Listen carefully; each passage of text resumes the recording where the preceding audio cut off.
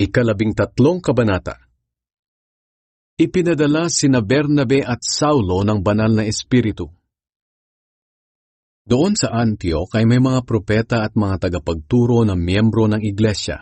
Sila'y sina Bernabe, Simeon na tinatawag na Negro, Lucius na taga Cyrene, Manaen na kababata ni Gobernador Herodes, at si Saulo. Habang sumasamba sila sa Panginoon at nag-aayuno, sinabi ng banal na espiritu sa kanila, "Italaga ninyo para sa akin sina Bernabe at Saulo, dahil may ipapagawa ako sa kanila." Pagkatapos nilang mag-ayuno at manalangin, pinatungan nila sina Bernabe at Saulo ng kanilang mga kamay at pinaalis na sila. Ang unang paglalakbay ni Pablo bilang misyonero. Kaya pumunta sina Bernabe at Saulo sa Seleucia ayon sa sinabi ng banal na espiritu. Mula roon naglayag sila patungo sa isla ng Cyprus. Pagdating nila roon sa bayan ng Salamis, nangaral sila ng salita ng Diyos sa mga sambahan ng mga Hudyo. Kasama rin nila si Juan Marcos at tumutulong siya sa kanilang gawain. Inikot nila ang buong isla hanggang sa nakarating sila sa bayan ng Paphos. May nakita sila roon na isang Hudyong salamangkero na nagkukunwaring propeta ng Diyos. Ang pangalan niya ay Bar-Jesus. Kaibigan siya ni Sergius Paulus, ang matalinong gobernador ng islang iyon.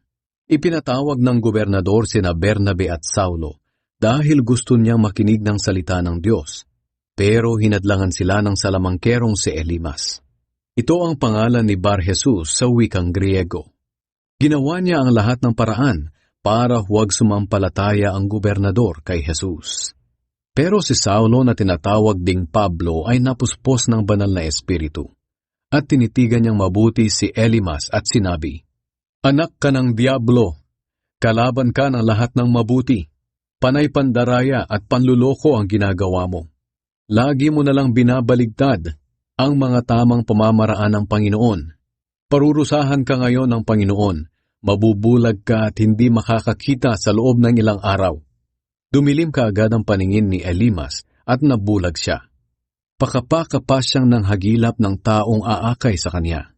Nang makita ng gobernador ang nangyari kay Elimas, sumampalataya siya at namangha sa mga katuruan tungkol sa Panginoon. Nangaral si Pablo sa Antioch ng Pisidia.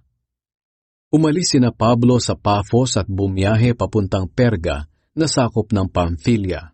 Pagdating nila roon, iniwan sila ni Juan Marcos at bumalik siya sa Jerusalem. Sina Pablo ay tumuloy sa Antioch na sakop ng Pisidia. Pagdating ng araw ng pamamahinga, pumunta sila sa sambahan ng mga Hudyo at naupo roon. May nagbasa mula sa kautusan ni Moises at sa mga isinulat ng mga propeta. Pagkatapos nag-utos ang namumuno sa sambahan na sabihin ito kina Pablo, "Mga kapatid, kung may sasabihin kayo na makapagpapalakas loob sa mga tao, sabihin ninyo." Kaya tumayo si Pablo at sinenyasan niya ang mga tao na makinig sa kanya. Sinabi niya, "Mga kapwa kong mga Israelita at kayong mga hindi Israelita na sumasamba rin sa Diyos, makinig kayo sa akin. Ang Diyos na sinasamba nating mga Israelita ang siyang pumili sa ating mga ninuno. Pinadami niya sila noong nasa Ehipto pa sila nakatira. At sa pamamagitan ng kanyang kapangyarihan, tinulungan niya sila para makaalis sa Ehipto. Sa loob ng 40 taon, pinagtiyagaan niya sila roon sa disyerto.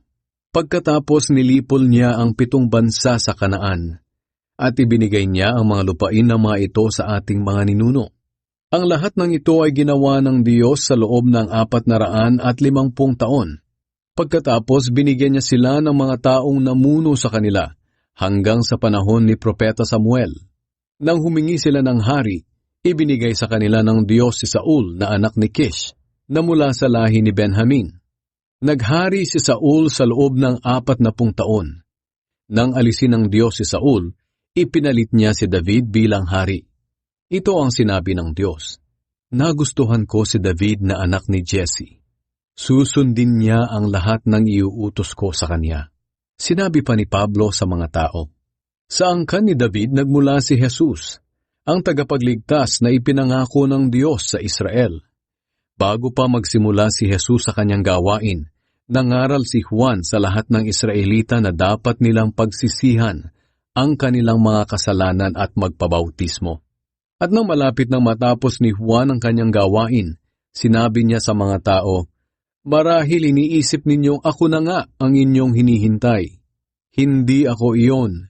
Pinauna lang ako. Susunod siya sa akin. At sa katunayan, hindi ako karapat-dapat man lang na maging alipin niya." Mga kapatid na mula sa lahi ni Abraham at mga hindi Hudyo na sumasamba rin sa Diyos, tayo ang pinadalhan ng Diyos ng magandang balita tungkol sa kaligtasan. Pero ang mga Hudyong nakatira sa Jerusalem at ang kanilang mga pinuno ay hindi kumilala kay Jesus bilang tagapagligtas. Hindi rin nila nauunawaan ang sinasabi ng mga propeta na binabasa nila tuwing araw ng pamamahinga.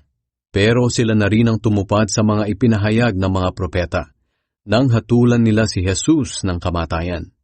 Kahit wala silang matibay na ebidensya para patayin siya, hiniling pa rin nila kay Pilato na ipapatay si Jesus. Nang magawa na nila ang lahat ng sinasabi ng kasulatan na mangyari kay Jesus, kinuha nila siya sa krus at inilibing. Pero muli siyang binuhay ng Diyos, at sa loob ng maraming araw, nagpakita siya sa mga taong sumama sa kanya nang umalis siya sa Galilea papuntang Jerusalem. Ang mga taong iyon ang siya ring nangangaral ngayon sa mga Israelita tungkol kay Jesus. At narito kami ngayon upang ipahayag sa inyo ang magandang balita na ipinangako ng Diyos sa ating mga ninuno, na tinupad niya ngayon sa atin nang muli niyang buhayin si Jesus. Ito ang nasusulat sa 2 Salmo. "Ikaw ang aking anak, at ipapakita ko ngayon na ako ang iyong ama." Ipinangako na noon pa ng Diyos na bubuhayin niya si Jesus, at ang kanyang katawan ay hindi mabubulok dahil sinabi niya, "Ang mga ipinangako ko kay David ay tutuparin ko sa iyo." At sinabi pa sa isang salmo, "Hindi ka papayag na mabulok ang katawan ng iyong tapat na lingkod." Hindi si David ang tinutukoy dito. Dahil nang matapos ni David ang ipinapagawa sa kanya ng Diyos na maglingkod sa kanyang henerasyon, namatay siya at inilibing sa tabi ng kanyang mga ninuno, at ang kanyang katawan ay nabulok. Ngunit si Jesus na muling binuhay ng Diyos ay hindi nabulok. Kaya nga mga kapatid, dapat ninyong malaman na sa pamamagitan ni Jesus ay ipinapahayag namin sa inyo ang balita na patatawarin tayo ng Diyos sa ating mga kasalanan. Ang sino mang sumasampalataya kay Jesus ay itinuturing ng Diyos na matuwid. Hindi ito magagawa sa pamamagitan ng pagsunod sa kautusan ni Moises. Kaya mag-ingat kayo para hindi mangyari sa inyo ang sinabi ng mga propeta. "Kayong mga nangungutya, mamamangha kayo sa aking gagawin. Mamamatay kayo dahil mayroon akong gagawin sa inyong kapanahunan, na hindi ninyo paniniwalaan kahit na may magsabi pa sa inyo." Nang palabas na sina Pablo at Bernabe sa sambahan ng mga Hudyo, inimbitahan sila ng mga tao na muling magsalita tungkol sa mga bagay na ito sa susunod na araw ng pamamahinga. Pagkatapos ng pagtitipon, maraming Hudyo at mga taong lumipat sa relihiyon ng mga Hudyo ang sumunod kina Pablo at Bernabe. Pinangaralan sila ni na Pablo at Bernabe at pinayuhan na ipagpatuloy ang kanilang pagtitiwala sa biyaya ng Diyos. Bumaling si Pablo sa mga hindi Hudyo. Nang sumunod na araw ng pamamahinga, halos lahat ng naninirahan sa Antioch ay nagtipon sa sambahan ng mga Hudyo para makinig sa salita ng Panginoon. Nang makita ng mga pinuno ng mga Hudyo na maraming tao ang dumalo, nainggit sila. Sinalungat nila si Pablo at pinagsalitaan ng hindi maganda. Pero buong tapang silang sinagot ni na Pablo at Bernabe, "Dapat sana'y sa inyo munang mga Hudyo ipapangaral ang salita ng Diyos. Ngunit dahil tinanggihan ninyo ito, nangangahulugan lang na hindi kayo karapat-dapat bigyan ng buhay na walang hanggan. Kaya mula ngayon, sa mga hindi Hudyo na kami mangangaral ng magandang balita, sapagkat ito ang utos ng Panginoon sa amin. Ginawa kitang ilaw sa mga hindi Hudyo, upang sa pamamagitan mo ang kaligtasan ay makarating sa buong mundo." Nang marinig iyon ng mga hindi Hudyo, natuwa sila at kanilang sinabi, "Kahanga-hanga ang salita ng Panginoon," at ang lahat ng itinalaga para sa buhay na walang hanggan ay naging mananampalataya. Kaya kumalat ang salita ng Panginoon sa lugar na iyon. Pero sinulsulan ng mga pinuno ng mga Hudyo ang mga namumuno sa lungsod, pati na rin ang mga relihiyoso at mga kilalang babae na kalabanin sina Pablo. Kaya inusig nila sina Pablo at Bernabe at pinalayas sa lugar na iyon.